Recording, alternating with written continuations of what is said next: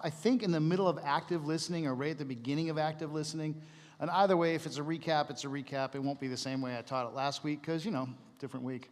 But we'll give it a try. So active listening is comprised of these three key factors. One is, we should pray. Father, Lord, forgive me for not praying straight away. I just got so excited, Lord. And we just ask that you be with everybody here tonight and just keep us at peace and ask that your spirit would fill this room. In Jesus' name we pray, amen. Active listening comprises of three important parts. First, listen to the emotion first, not the content. Two is reflect the emotion to see if you've got it right. Things like, you sound excited, or you seem hurt. Are you frustrated? One of my favorite comes from the Robin Hood, where Robin Hood didn't speak with a British accent. Is that Kevin Costner's Robin Hood, right? And the guy's like stabbing a table, and the old crone goes, something vexes thee? Like, it was good. She saw the emotion, and she was sure that he was vexed by something, so of course she asked the right question. Are you frustrated, basically? Draw out the feelings. This is number 3. Draw out the feelings they have, even if they don't know what they're feeling. In other words, listen, use reflective listening, nod, say, I get that. And when and if appropriate, ask if they want your take or your input. And so this is helpful more at work, not always in a family setting, but it does work really good in a family setting too. Basically, it's when someone needs to vent. And active listening is the best. More oftentimes than not, we have advice at the ready. I'm going to encourage you in active listening to not give advice unless asked for. A lot of people think they're doing a good thing, but sometimes what people need most of all is a sounding board. They don't need your advice. They don't need to have you make their journey your journey. It's best just to listen. And that's probably one of the hardest things for not only Americans to do, but Christians in particular, because we want to throw a scripture at a problem or tell somebody about how it worked out for us. Those can be good when they're asked for. When they're not asked for, you're just coming off as a know-it-all and typically unsafe. And it doesn't allow the other person to have a voice. And in active listening, what you really want to do is make sure that the other person's voice comes up. If it doesn't come up, then you need to continue to listen until they feel safe enough to tell you the real problem. They'll tell you the emotion. And you can usually, hopefully, you're sensitive enough to be able to tell, they're frustrated, they're upset, they're sad. And not take anything that's being said personal. But that takes some skills. We'll talk about that. Active listening, this skill helps people articulate their emotions and make them feel safe with you. These are the two most important parts when you're actively listening to somebody. If you're in a debate, those keys can be helpful, but often a debate doesn't comprise of one person talking. And it's good to clarify too. I will do this often. Are you coming to me because you want my opinion, or do you just need to get this off your chest, or do you want validation? And usually it's one of those three things when someone comes to you with something wrong, or you just made them upset and they don't know how to articulate it. Regardless, it's okay to ask that at the onset of the conversation. What is the purpose of this? How can I be of the most service to you? How can I be a good friend to you? What do you need from me in this moment? We don't really do that, and it's unfortunate. We make a lot of assumptions when it comes to people, conversations, and posturing, and behaviors, and emotions. And I've found that when people get angry or they're frustrated and they're speaking that way, it doesn't always have to do with me. Sometimes it does. A lot of times we're the unfortunate receiver of somebody being at the end of their rope, and we take that personal instead of asking, what else is going on here? But a person won't tell you if they don't feel safe with you. When people lash out, this is a good time to ask this question. If you feel personally attacked, this is a great time to ask one of these questions. There's something else going on here. Did I personally do something wrong? Do you just need to get this off your chest? Ask. Don't assume. Very important part of active listening. It also allows love and connection to do the healing instead of information. Now, information in America, in particular, the West in general, we feel some sort of almost like security when it comes to information. And so we feel like the more we know, the more secure we are, the better we are, the more prepared we are. For some people, it's a tool. For some people, it's a weapon.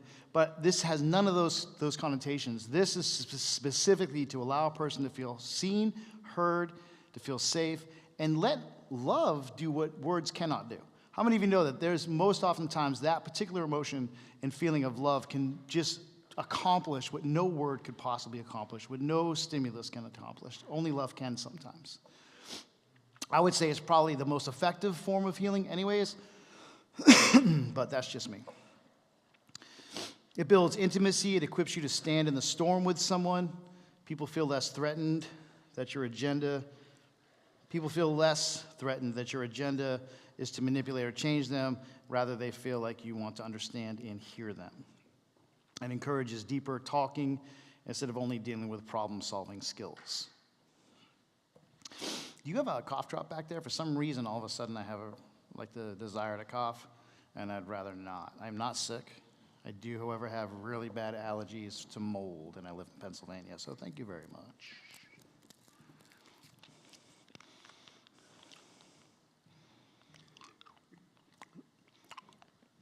Is that the one that's supposed to taste like a banana? No, it's not supposed to taste like banana. What is it?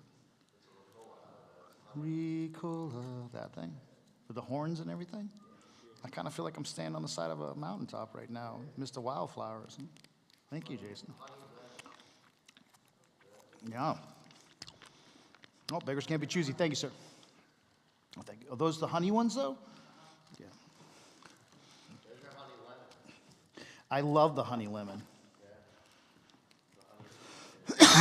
It's just, All right, back to serious and professional now. I'm sorry. In order for active listening to succeed, you have to cultivate a couple of attitudes. You've got to be able to genuinely accept a person's feelings. This is the hardest part for some of us. For others, it's like logic is difficult and only feelings matter, which I don't get. But in this particular instance, a person's feelings, while subjective, might be required in order to get to the bottom of something, even if you think their feelings are just absolutely ridiculous, which may happen. Not everybody's offended by the same thing. Not everybody is made sad by the same thing.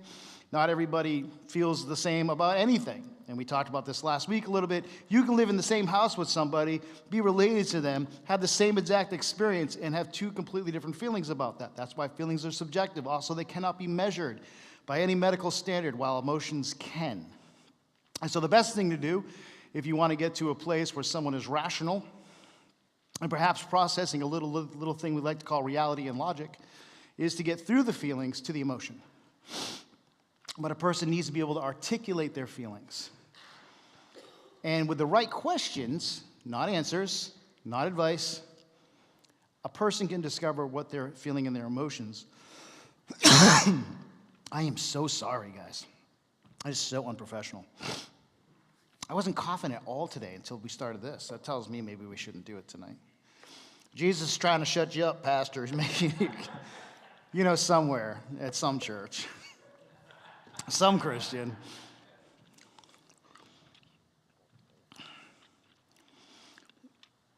I also would encourage you in these moments, when you're having a very difficult conversation, if you're feeling yourself having an emotional reaction on either side, take a second and pray.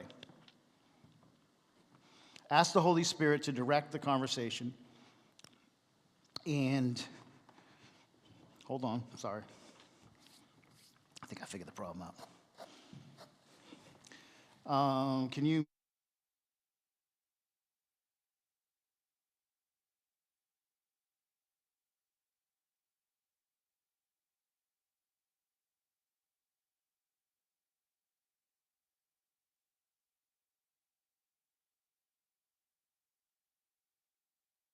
Let's see if that did anything. Huh?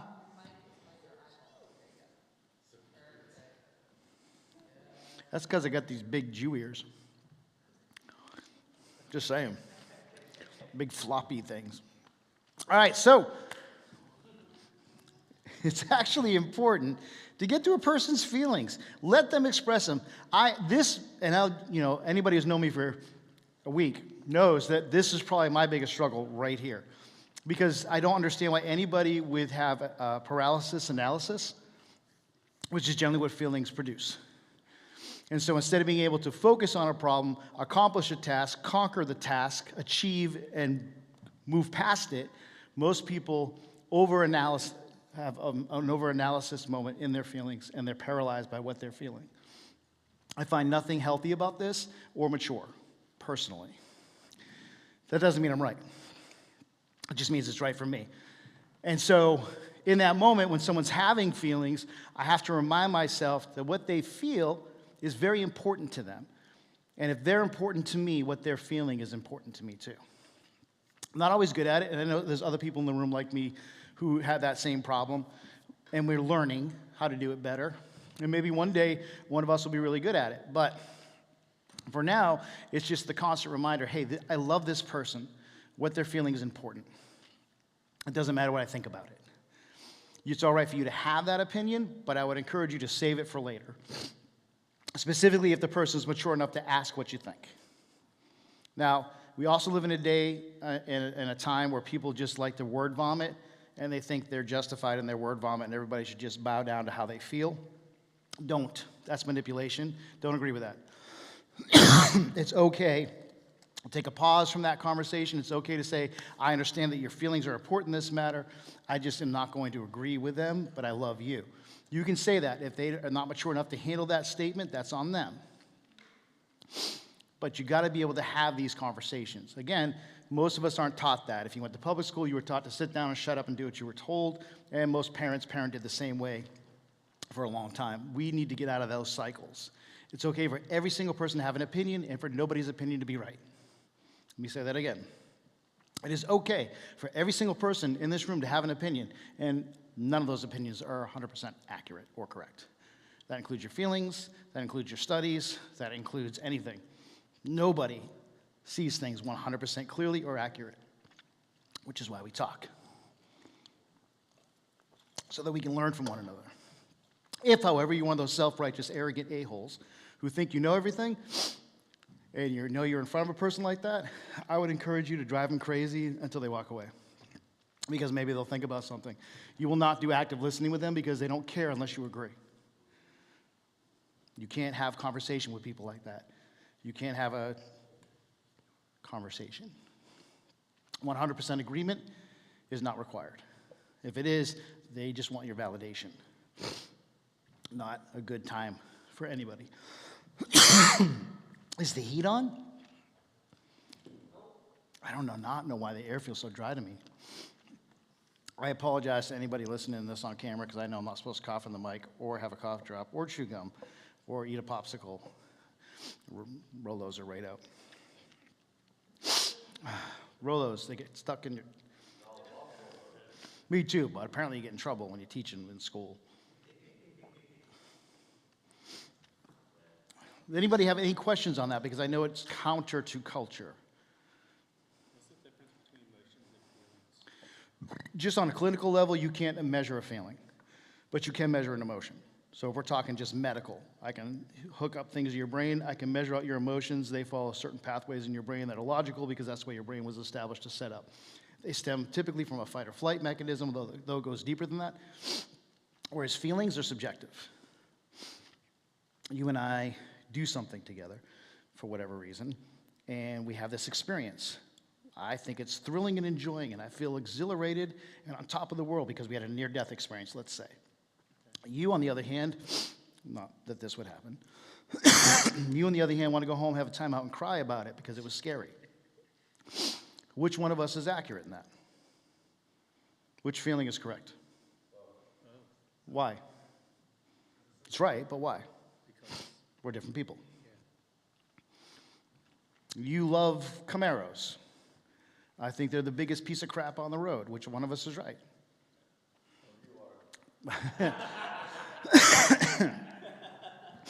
Yes. No, but right. We're both right. We both go to Jen's house. She makes this meal. And we both have an emotion of gratitude for her making us a meal. It had onions in it, which you hate, but I loved them, so I thought it was delicious, but you felt like it was terrible. Who's right? Both are. Chick-fil-A? Well, fast food in general. Don't do that. It's bad for you. That's got nanites in it. Do feelings and opinions go hand in hand? Do feelings and what? Do feelings and opinions go They do, actually. That's why we have the problem we have now. You've got a generation that was brought up that their feelings were more important than anything else. Not in every case, but let's say to a high degree, a lot of them. So they think that it's really important. They were told that by Barney, their teachers, a culture that bowed down to them because they knew they were the next group of people coming up that would actually be the ones they would focus on in capitalism. Even though they hate capitalism, they hate America, everything is designed for anybody, and this has always been this way, well, since the 1950s. Anybody between the ages of 22 and 35 drive capitalism.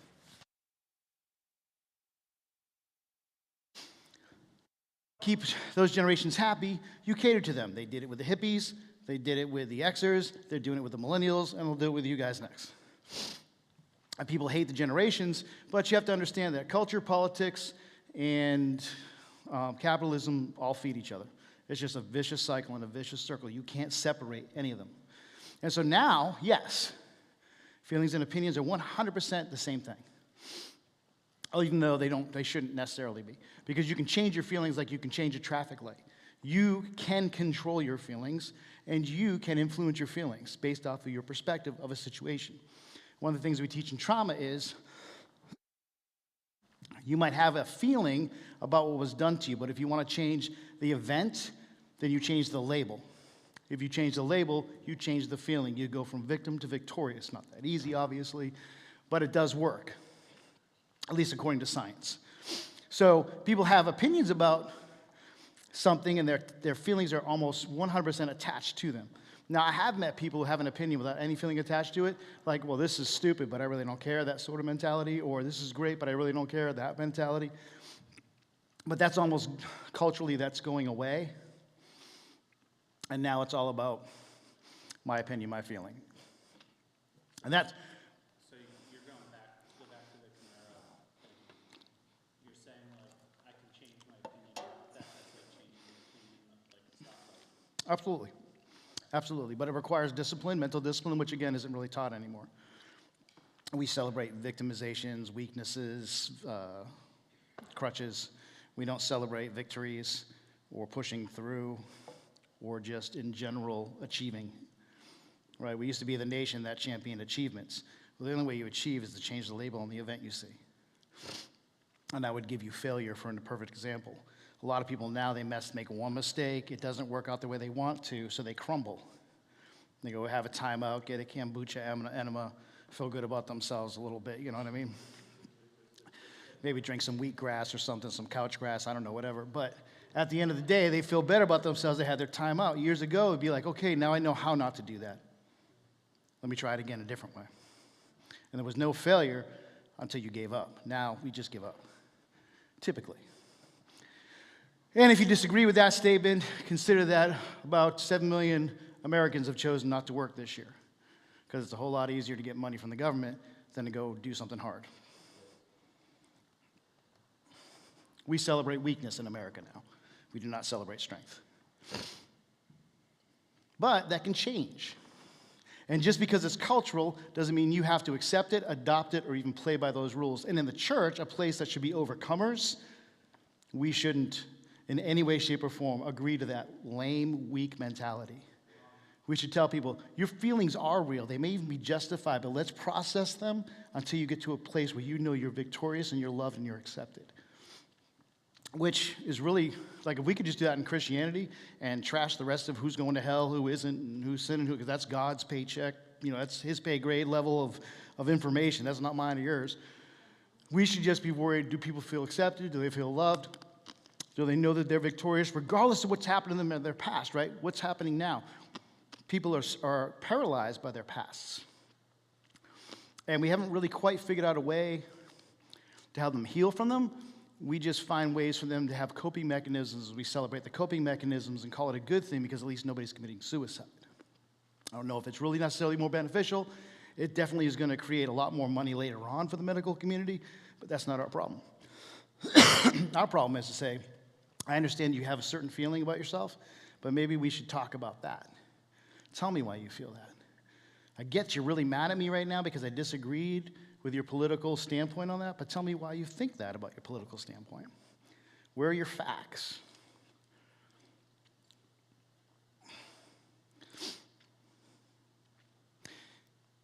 can't imagine anybody going up to my grandfather and asking how he felt about anything. Because he'd tell you exactly what he thought about the question, but I don't know if you'd necessarily get to the emotion of it, you know? Because to him, it didn't matter much. To him, it was getting the job done, making sure his family was fed and healthy, protected. I'm sure him and his wife had great conversations, maybe even a couple of his daughters, whatever, but you didn't ask a man that. You didn't ask a lot of women that, you know? And so now it's like, not that it's not important, it's just that, like Randy said on Thursday, we've oversteered the ship to the point where we can't process our feelings because we think they're so important, we don't want to dismantle them. In fact, there's a generation that can't even consider the fact that they might be wrong about feelings. It's fighting words. That's how you know there's a problem, because they can't even consider there might be another viewpoint. Are they important? Yes. Are they truth? Not usually. Your emotions, on the other hand, 100% accurate and true. There's a couple books I can reference you if you're really interested in a deeper study between feelings and emotions. Now, mind you, no one paid for these studies. And they're older than 2 or 3 years ago, so they'll fight with everything that's current in a psychological of it. And no one paid for them, they're just facts. Nowadays, most of the science that you see has been paid for. So there's no facts behind it, it's just whoever paid for it gets what they want. But again, people don't like that either, but it's the truth nonetheless. Follow the money. But that requires study. Know what I mean? Same thing with your feelings, right? You do this. Have you ever done this with yourself? Why do I feel this way? Okay, this just happened to me. I have an emotion that stimulated this. Why do I feel it? Or do you just run with the feeling? One will get you success, one will get you stuck. One will keep you stuck because you'll justify it. And you'll justify the behavior attached to the feeling. Instead of saying, oh, there's victory here instead. I could choose this, or I could choose something else.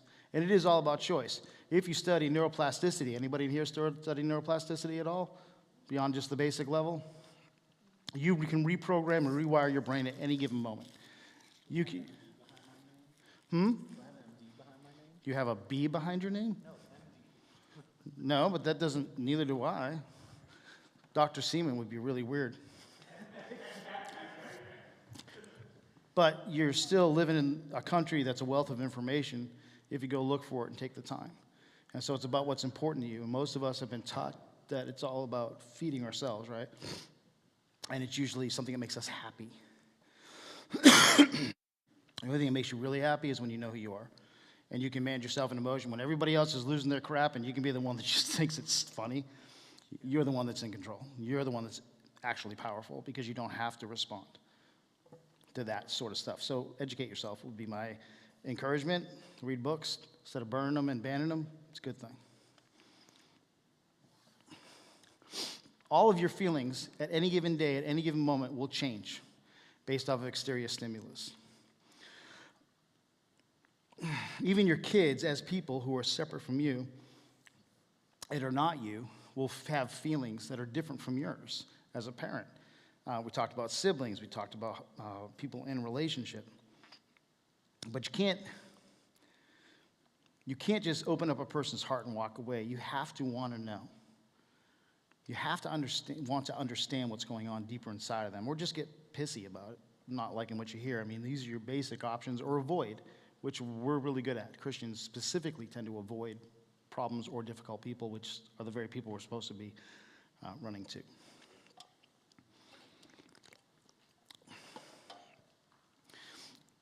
I would also say this, if you're like one of those people like, I really want to know what it means to actively listen to people I love, make sure you got the time before you open up their heart. Don't just run away because it got too difficult. Don't give up because you didn't like what you heard. And if you're late for something, be late for something. The person in front of you is not as important, probably, as what you're going to be late for. Or what you're late for is not going to be as important as the person in front of you. That's what I meant to say, but I'm dyslexic. Give me a break. If you can't spend the time, offer to schedule a time when you can. If your friends are important to you, if your loved ones are important to you, you'll make the time to hear what they have to say. And I cannot stress this enough. Get past the emotion. Get past the feelings. Let them experience it, let them say it, but don't let them live in it, and don't you live in it.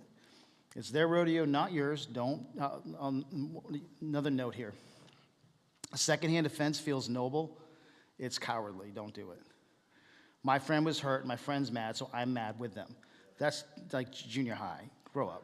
Like, no, adults don't do that. You know? Just grow up. Don't use active listening when the person obviously needs something else from you. This one's a little more difficult to navigate. The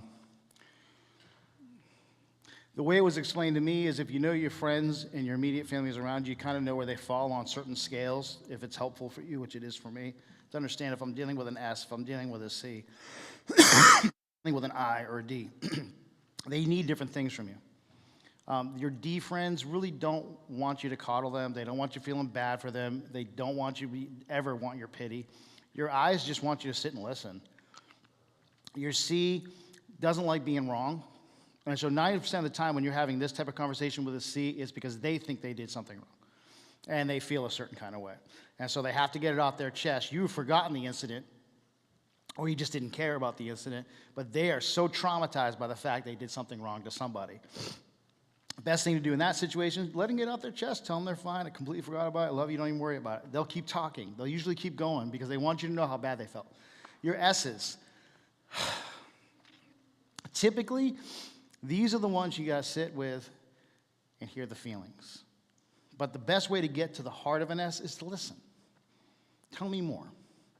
I hear this. Am I right? What else is going on?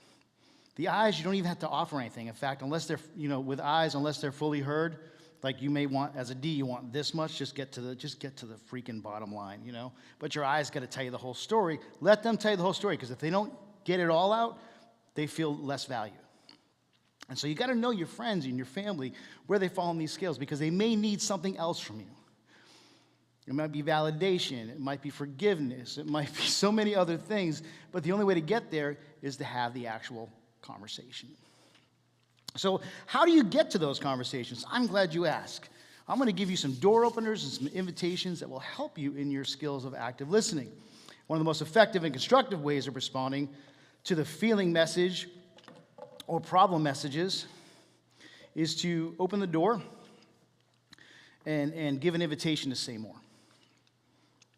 These responses that do communicate any of the listener's own ideas, judgments, and feelings, rather they open a door and they invite him or her to continue talking or to talk more. These, hear me out, this is hard because you have to just shut up, sit still, and don't think about the 50 other things you got to get done. You need to live in the moment. D's are the hardest ones here in this particular area. C's usually do this pretty well. S's do it fantastically. I's suck at it too usually because they want to talk more than they want to listen, but we'll deal with that later. They open the door, invite them in. The simplest of these are very non-committal responses. Let me give you a list. Really? Oh. You don't say. I see. How about that? You did, huh? Interesting. Is that so? Any one of these things is a non-committal statement. It makes the person think you're listening, and you should be.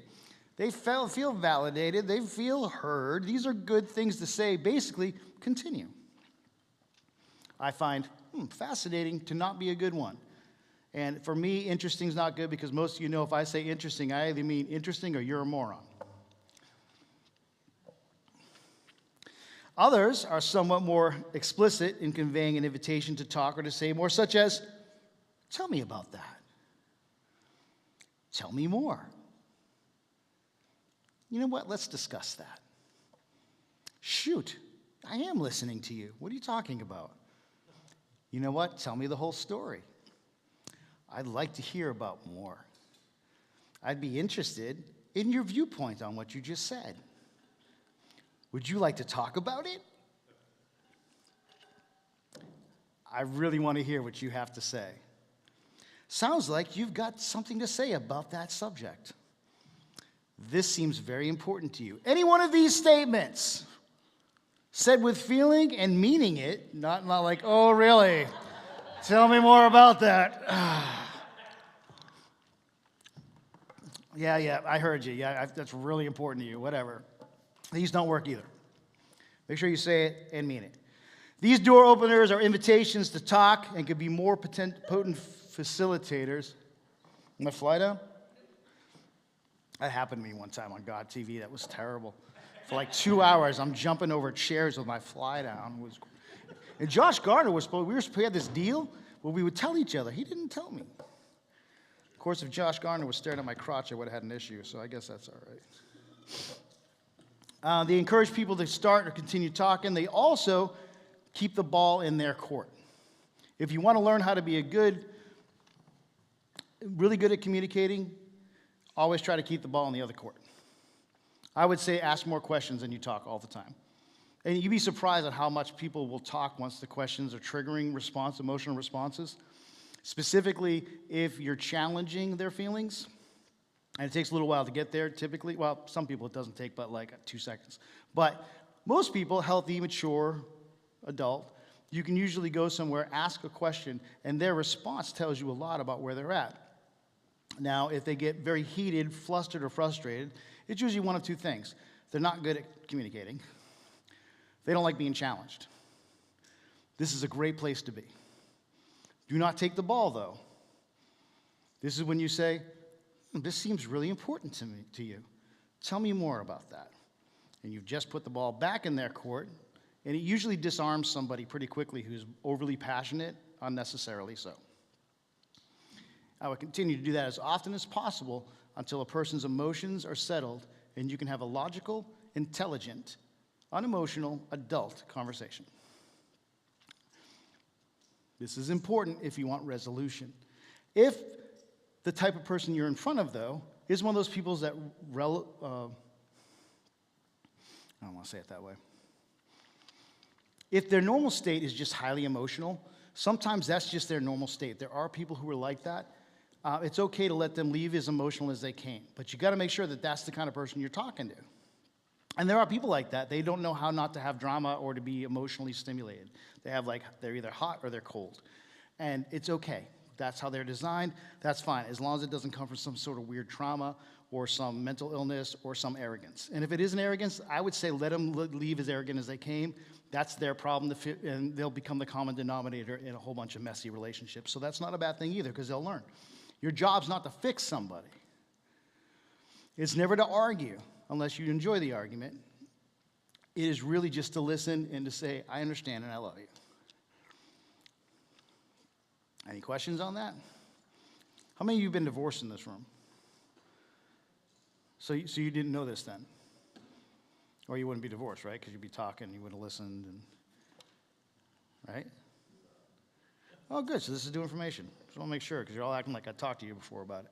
They keep their own feelings and thoughts out of the communication process. Keep them in your pocket. Keep them to yourself. You don't have to tell anybody how you feel about what they're feeling. I cannot stress this enough. I know a lot of people, you want to fight back, and it's just like tit for tat and power for power and escalation for escalation. Don't do that. There is an extreme pleasure when you can maintain your calm when other people can't. It is a very powerful feeling to be able to say, I don't have to react to this. I would rather respond to it. It's a skill that few possess now, but it used to be pretty common.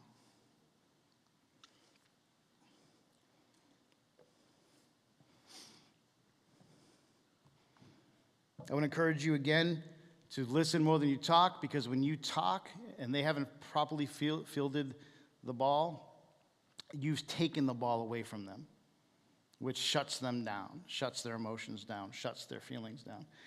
Jen Weiss, she's not here, and I feel bad saying this because I like when people hear when I pick on them, but she was the one that did this. I had the most issues with in this area. When I first started talking to Jen Weiss, she would have moments where she would pause. It used to drive me crazy. I'm like, is she done? Can I talk now? Like, I don't know what the next process here is. And then I realized, and Sarah, you probably dealt with this too, like she likes to be fully understood, and she knows to be fully understood, she has to fully get her thought out the way she feels comfortable getting her thought out. It took me 4 years to figure that out.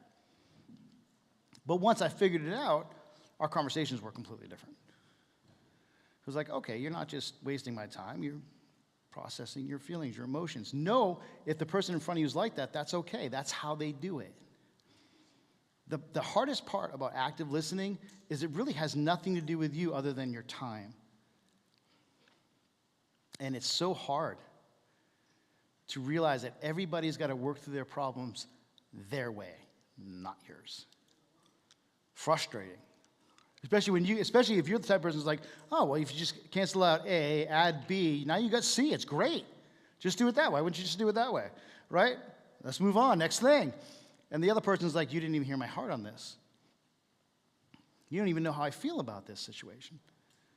And somehow you thought you knew the answer to it? See how quickly the manipulative feeler is put in front of an arrogant manipulator? Like that, the tide turns, because nobody's listening to anybody. We're just trying to get our way. That's not a conversation. A conversation, in this case, in active listening, is one person talks and the other person just listens. That's it. No advice. Now, at the end of it, when you can tell they've got it all out, and it's usually pretty easy to tell when someone's released everything, that's a good time to say, do you want to know what I think about that?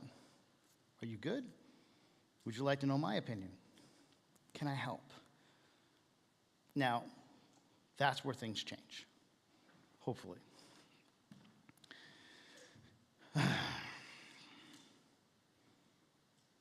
this stuff go for conflict resolution as well?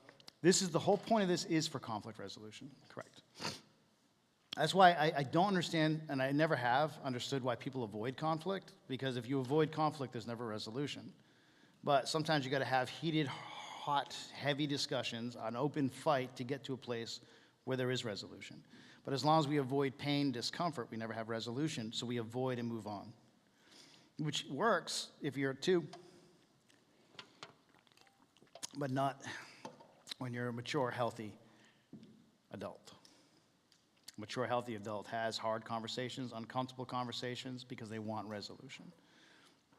In fact, let's talk about some of these ways to get there. Thank you for segueing for me. Oh, one last thing, though. For those of you who like to give advice, this is for you. Stop it, unless you've been asked. Because when you do that, it conveys an acceptance of the person and a respect for them, for being a person. And you do that by telling them certain things. You can even say it. I've actually said to someone, I respect you as a person. I respect that you have ideas, and I respect that you have feelings. I don't agree with them, but I can respect it. You could tell them, I really want to hear your point of view more. Continue by not giving them advice. These are unspoken words. Sorry.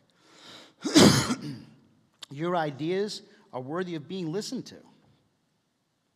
Wouldn't it be great if someone made you feel that way by not interrupting you or trying to tell you how to live your life according to their opinion? It also says, hey, I'm actually interested in you and I love you. So by not speaking, you convey a lot of words that your advice never will give. So let's talk about some usual communication, strategic ideas to get us to a place of resolution. When another is communicating a problem or a strong feeling or a confused or hidden message, try to avoid these typical human responses until later in the process, if at all. Again, practice reflective listening and active listening. Listen and wait. Most people don't want to be fixed. They want to be heard. Often love expressed as listening will help them grow. Try to reflect and act, again, try to use reflective and active listening before using anything I'm about to tell you. as they will help people understand themselves, and they will gain confidence. They will become powerful and capable of growing.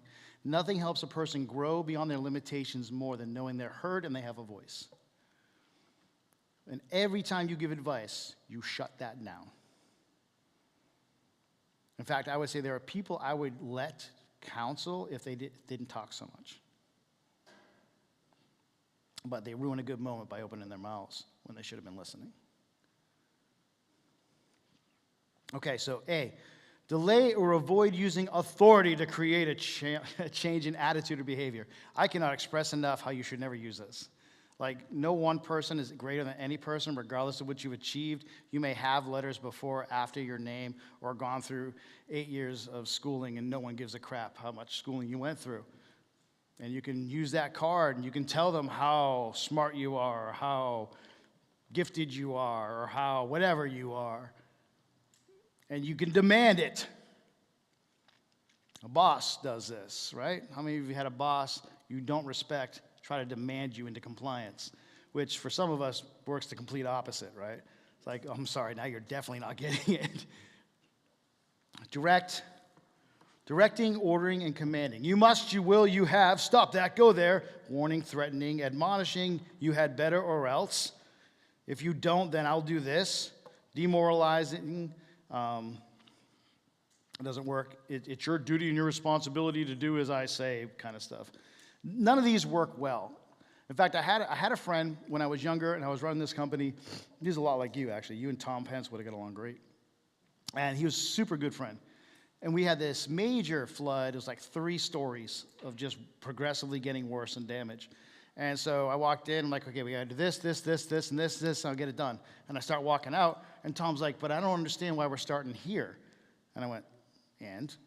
He's like, well, I gotta understand. I'm like, no, you don't understand. You don't have to understand anything. Your understanding isn't required. Your compliance is. You either do the job I gave you, or I'll find someone else that will. Now, I would not do that now, but 28-year-old me had no problem telling my friend how wrong he was, and he better just do what I say, or I'll fire him and get somebody else to do the job. I could have cared less about how he felt about it. And, of course, Tom's credit, he did the job and got it done. But if it had been me, that's someone that said that too, I would have left and walked off the job and quit. And you just can't demand people listen to you. You can't demand that people do what you say. You have to give them the opportunity to be a human first. And I would say this, your kids, it's the same way. If you're a good parent, there are laws, there are boundaries, there are rules, there are limitations, but they still have the right to be a human first. Might be a little human, they might be way off base, but it's interesting to have a conversation with a child who's done something wrong and say, what do you think the problem is here? You'd be amazed at the different, remember the time Dominic was disappeared? And so we don't know where he is. Patty like storms out of the house. I don't know where she was going because I'm in dad mode, like, well, he's not in here, that's all I care about. TV on, is eating some good food. A little later on, Dominic comes trudging through the house all angry. I'm like, dude, what's going on? He's like, well, apparently, I'm in trouble. What do you mean you're in trouble? He's like, all right, you know how you always told me to listen to my elders? I'm like, yeah. What was the kid's name he was playing with? Jerry? Well, Jerry told me to go up on the roof, so I did. Well, Jerry's all 6 months older than him. So he wanted to justify what he was doing, try to manipulate the situation. And what was funny about that was on the way into the house, he was bawling his eyes out as Patty was telling him he was in trouble. And the moment he hit the door, he switched narratives and starts telling me about how wrong she was because he was just doing what he was told. And I'm like, what do you think the problem here is, Dominic? Well, Mom. It's like, yeah, you're right.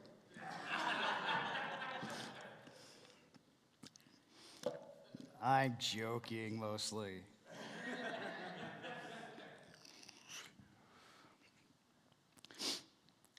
This one's going to be harder.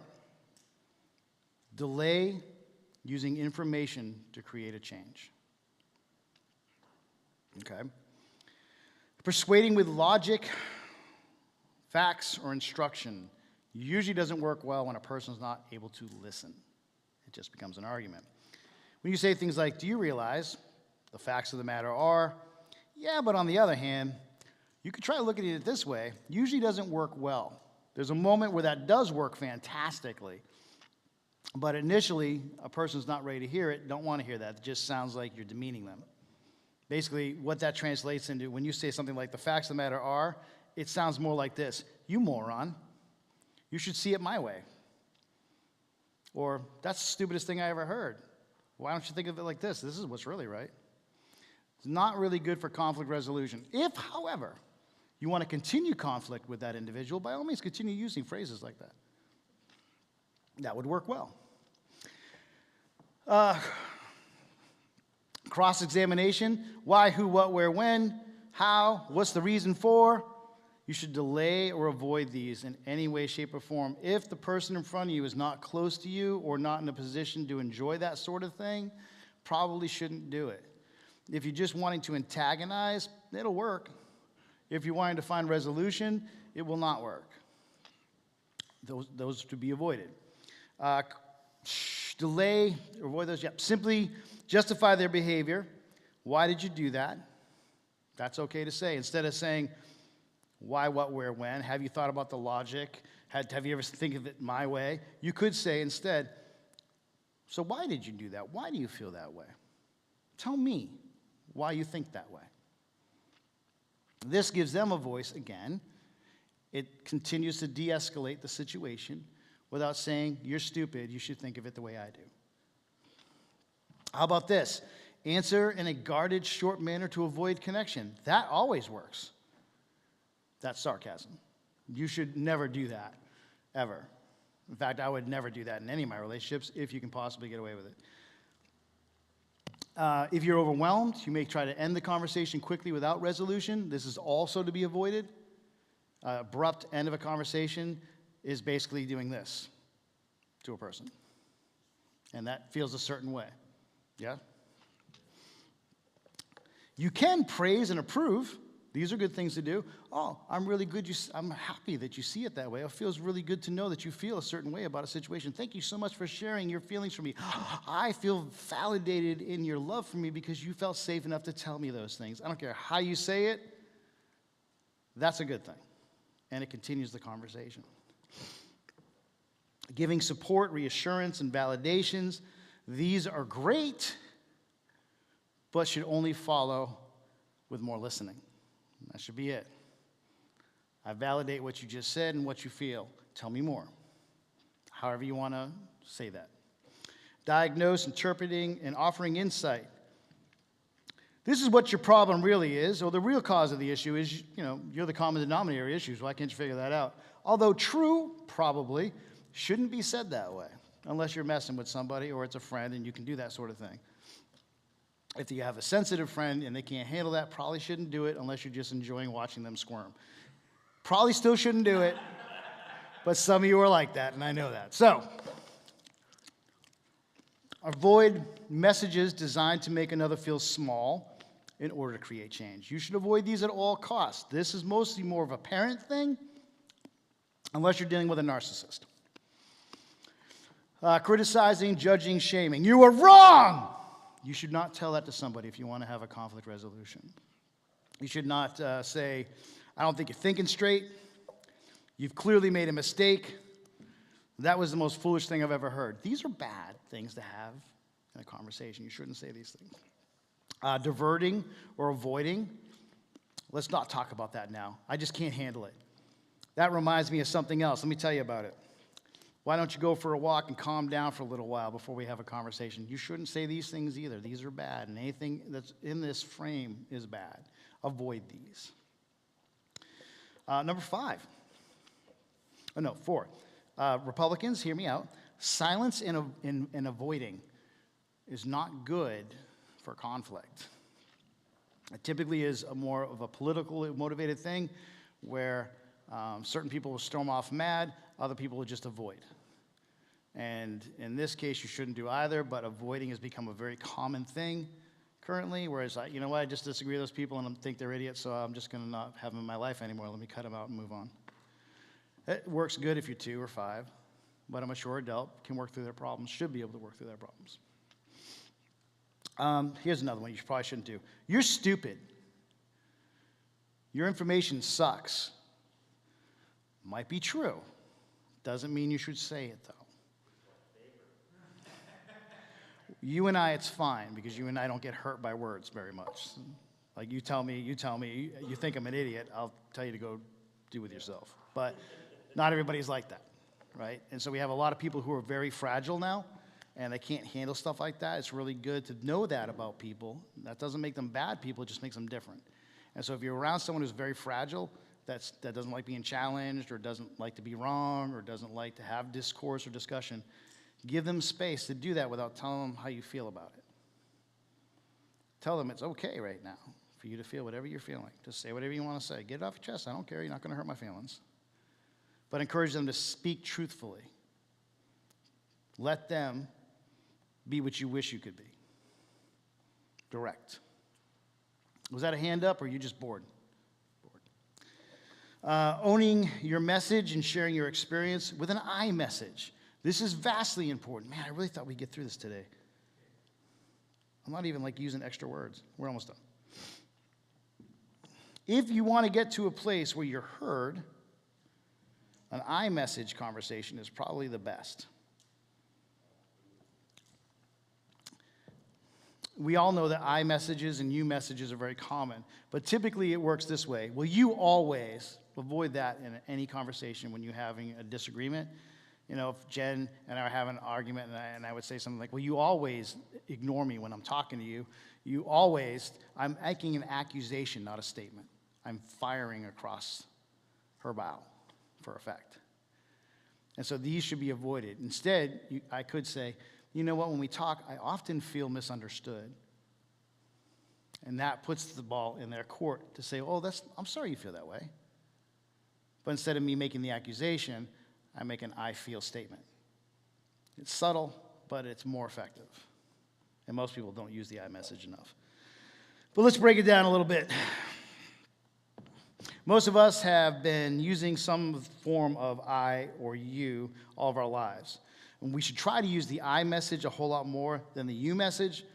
And specifically when you have strong emotion, confusion, or you're in a problem-solving moment with somebody. This message points to a sender who is insecure and unable to own the message. And lots of people use humor and sarcasm when using an it message. And for those of us older generations, this was typical. We grew up with the it message and a lot of sarcasm behind it from our parents. So we learned that, unfortunately. The it message works this way. That's not working for me. The real message, I'm frustrated and want you to do it differently. There's two different ways to say this. One is a little more seedy than the other, right? And I'm the first one to be like, yeah, it's not really working for me. I'm out of here. Which I'm really saying is I dislike this and I'm done with you. But there's a way to say it and a way not to say it, right? How about this? It's wrong to break a promise and you've upset me. Real message. I'm mad and want you to do what you say you're going to do. It must be nice to come to work and show up wherever you want. Real message. It'd be nice if you were actually on time. I would like to see you here when you're supposed to be here. 4, excuses are so annoying. Real message. I want you to accept responsibility for your actions. Being around you is very confusing. Real message. This is more your fault than mine. 6, it's really cold in here. Real message. Please turn up the heat. That seems simple. That seems simple, but why wouldn't we say, hey, can anybody turn up the heat here instead of going, oh my God, it's so cold. Somebody feels like crap when you just overreacted about something that didn't need an overreaction. So if you care about people as much as you care about your own feelings, it's something to consider. We just put the shoe on the other foot, didn't we? We like it when it's talking about our feelings and how they should be respected. But now we're about to talk about how you can be kind of a jerk to other people without even realizing it. Who controls the heat in here? Anybody know? Matt. So if everybody's going, oh my God, has anybody got a blanket? It's so cold. You got 50 crones saying that. Matt's up there going, I can't keep anybody happy. Instead, someone could say, hey, Matt, are you cold? Because we feel like it's cold in here. Would you be able to turn up the heat at all? In which case he would go, Pastor Jason, everybody's complaining about the cold. Can they turn up the heat? And I would say, tell them to put a blanket on. So it works out no matter what, but there's a way to say things and a way not to say things. The you message, this is the most popular. Most of us use this on a regular basis without even realizing we use it. I will tell you, once you can identify it in yourself and in your close loved ones, you will hate this one. It's the most popular. It's often the least helpful message that we send to one another. You message feel like judgment to the hearer, often because they are. Their power plays often start with you messages. They create defensiveness and often produce a volley of you messages between people. They trigger the fight or flight mechanism in people. The sender owns the message, but does so aggressively and communicates so little of the personal information within the message that instead of building a bridge, it usually burns them. Meaning like, you're not doing that right. You never listen to me. You always screw up. You are always mad at me. Why do you always argue with me? You are late again. You have an excuse for everything. You are so confusing. Why do you keep the house so cold, Matt? The you message is almost always an attack that bears own responsibility one way from the person who's offended, upset, or uncomfortable. It is the most offensive message that we send because it basically says you have to bow to my feelings, which makes someone usually cower, which is bad, or someone get angry and feel defensive, which is bad. The you message is the weakest message we possess as a community. On the other hand, the I message means that the sender is taking responsibility instead of putting it somewhere else. Sorry. When you own the message, it lets the other person know that the feelings that they have and their behavior or responses has actually created an issue and it would like to be addressed and is making an invitation into addressing that problem. Instead of making the accusation, it's saying, I feel this way, help me understand. It never assumes motives. It has to do with the here and the now. Its connection to the past and present isn't as important as the feelings of the emotion in the moment. Whereas the I message or the you message is all about how you failed or how you've disappointed or how you've done wrong. And that can be reused. And now in a relational conflict, you should only be able to fire something once. And I can't stress this enough. You and I have a conflict. I bring up what you did wrong once. If I continue to do that, I'm just abusing you. If someone's doing that to you on a regular basis, they're just abusing you. You cannot keep rubbing something in somebody's face. If someone continues to rub something in your face, ignore them, tell them that they're doing it, and then promptly walk away from the conversation. You do not have to engage in an abusive conversation with anybody who's passive-aggressive or manipulative or a narcissist. Absolutely, it's true. But the I message has 3 parts for once you've heard the other person and feel heard. The feeling, I feel mad, sad, glad, afraid. Find the right word to express the level of emotion that you have, not the feeling, the emotion, which is why we go through the active and the reflective. Like, get to the emotional part of it. That's the part that everybody can understand because everybody's feelings are different. Not that they're wrong, not that they're not subjective. It's just that our feelings aren't the same, but our emotions generally can be. So it's important to get to the level of emotion in order to have conflict resolution, not feeling. The non-blaming description, my observation, or the problem when is a key element as it has the capacity to increase or decrease anxiety in the other person. Also, by focusing on descripting behavior and skipping our guess at their motive, avoids misunderstanding. The I message makes an assumption, or the you message makes an assumption about why you did a thing. It almost always causes defensiveness, where the I emotion says, this is how I feel about the situation, but I'm inviting you to explain it to me so I don't make an assumption. Do we understand the distinction here? 3, the tangible effects of behavior, response, and attitudes are on the person sending the message. That way, again, the person feels safe. Not that they did not do something wrong or do something that created an issue, but it gives them the ability to respond to the way you felt about it in a very calm fashion without the need to feel defensive for what they did. Most people who do stupid are usually aware they did stupid or offensive or hurtful or whatever. They're usually pretty aware of it. And if they're not, then you probably have a bigger issue on your hands, but we'll talk about that in another conversation. Like, you could say, like, let's say that Jason and I had this thing where every time I go to Jason's house, he ignores me for the first 5 minutes, and then he comes around, and finally he's like, hey, do you want a glass of water or something, whatever. Like, but the basic feeling is, you know, you came here and interrupted my time. Okay, well, great. I can say, hey, Jason, every time I come over, I feel like you don't want me here when you walk away from me for the first 5 minutes. Is that because I interrupted your thought process, or is it just really that you don't want me here? Like, I'm good with either one. And what that says is your actions create a feeling. Please explain it to me. I don't want to have a feeling. I'd rather have an emotion. Okay, everybody is solid? You can say things like, I'm concerned, sad, or afraid when you ask me to do a certain thing because it didn't match the standards I was taught or what I understand to be legal. I was frustrated, mad, and afraid when dishes aren't done because you said you'll do them because it feels like a pattern that I don't want in my house. Yes, I'm talking about.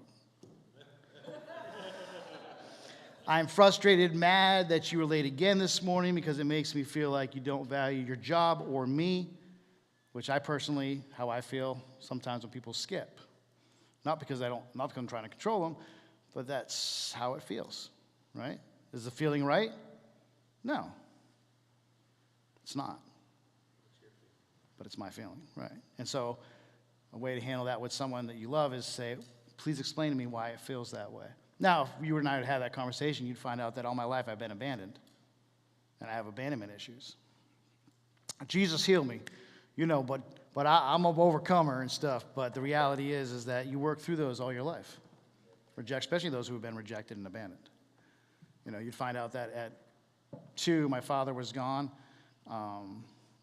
5 was a really weird age. And if we talked, you would find out that 13 was a really weird age. And then 15 was a really weird age where I was on my own living on the streets, you know, and family gone. And so for me, value isn't showing up. Quality time is how I value the expression of love. Well, money, too. I like when people hand me cash. It's probably my favorite. But without that knowledge, a person makes an assumption, oh, he's trying to control me, let's say. Or I hate when he guilt trips me. Now, neither one's right in that scenario, but until we have a conversation about it, we would never know that, right? I'm agitated, mad, when you don't take responsibility for your actions because I'm afraid you don't see the same problem that I do in your life. There's a whole bunch of ways to say this stuff. But the important thing is I feel a certain way about your behavior. Help me get to the emotions. Everybody tracking? At the beginning of the conflict, it's sometimes good just to hear each other's emotions without moving too quickly to a resolution, seeking to understand first before you make yourself understood. Now, you all know that that's pretty much a principle here. Better to understand before you're understood. If you do that, you can avoid a lot of conflicts, which is why we ask a lot of questions when we don't get something from somebody. What do you mean by that? Can you explain that to me? Yeah, but have you thought about this? Because we want to understand you before you hear our side of it. And if you're incapable of knowing what you think or what you feel and explaining it, it makes it very hard, which then makes another type of person say, I don't think they really know what they think, or they don't necessarily believe it 100%, or they'd be able to tell me. It's just something to get behind, something to say, something to parrot because it feels good, which is unhealthy.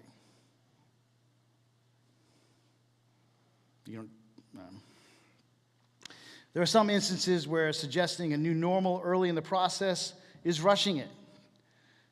But There are other times when that's exactly what's needed. Knowing what to do is a skill you'll grow into. There are some times where you can say in the middle of a hard conversation, I don't know if we got off on the right foot here. Would it be better if we just start over? Would you like some time? Do you need a few minutes to yourself? How about we reconvene tomorrow and have coffee? Stuff like that. Most people don't do that. They want to finish it in the moment. You don't always have to, but certain people need that. Other people don't. Know your people. Furthermore, once you formulate the I message, you have a pretty good idea of what's going on with you as well, and then you're able to express yourself better.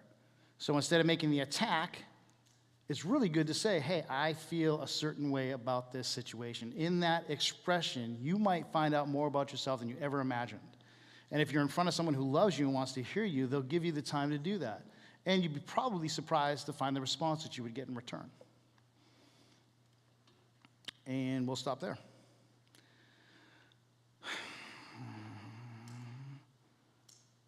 Three more pages. Not enough to do a teaching next week.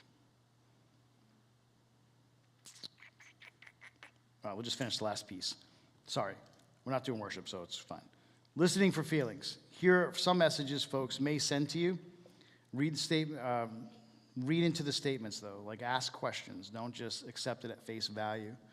Listen for the feelings. Jot down the feeling or feelings you hear if you have a chance in your phone, so that when you go back to it, you don't try to rely on your memory, which may have changed. Your feelings may have changed based off of the first time you heard it and the 10 or 15 minutes they kept going, and now you're feeling something that you weren't feeling then. So it's better to write it down before you had feelings attached to it, because feelings affect perspective, and perspective is pretty much how you'll move from. And if these things aren't in line from the first statement, and now you're offended or you're hurt, instead of asking it properly, you're going to ask it from the perspective of the hurt.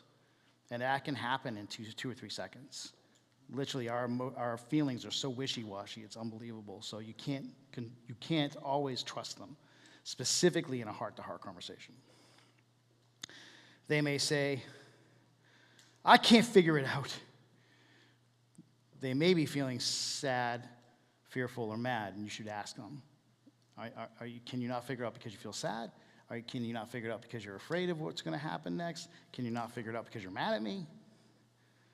Active listening response could even be, you know what, I hear discouragement in your voice. Why don't you tell me more about the discouragement? A more appropriate response would be this: you really do sound discouraged to me, and that concerns me, and I love you. Tell me more. This one sucks, and I'm sure you've heard people say it. I'm just stupid. I give up. What does that sound like to you? Discouraged? Is that what you said? Yep, that'd be right. How about this? Don't ask me what's wrong. You should know what's wrong. Oh, yeah, arrogant, yes. Mad, disappointed, scared. Am I doing this right? Fear? Uncertainty. What else?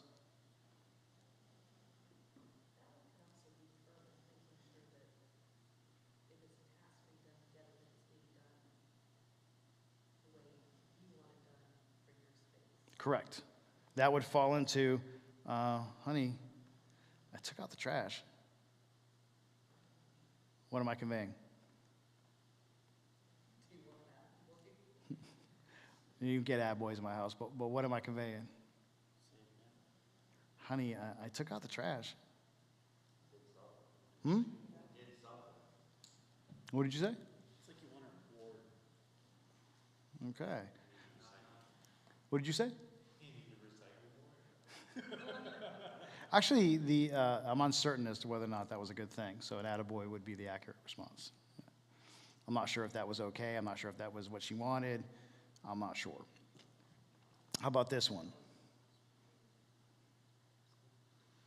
You know what? They're my friends. You don't even know them like I do.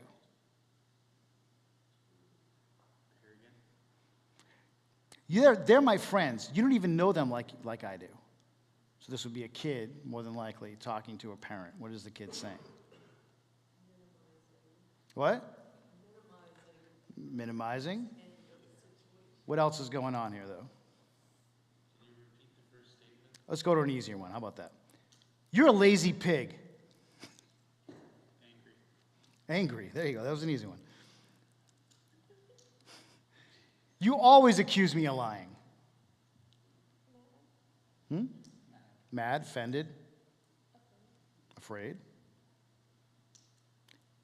It really takes a couple of seconds to hear the emotion behind the statement. Because I could say, you're a lazy pig a lot of different ways. And we talked about this last week, or maybe it was the week before, how I can say to my dog, Ragnar, I hate you. You're such a crappy dog.